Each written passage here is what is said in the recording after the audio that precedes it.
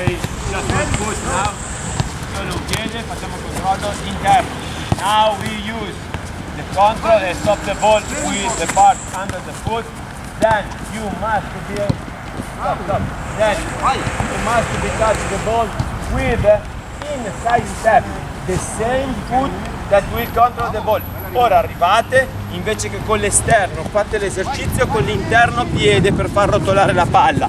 La controllate con la suola, con l'interno piede la fate rotolare e poi passate.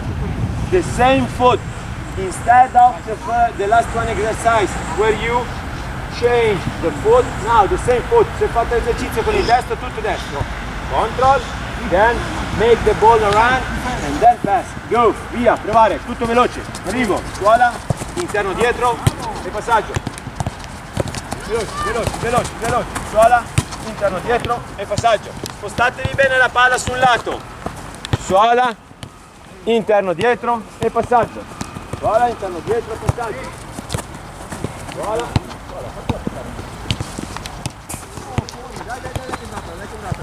vai. Suola, interno dietro e passaggio.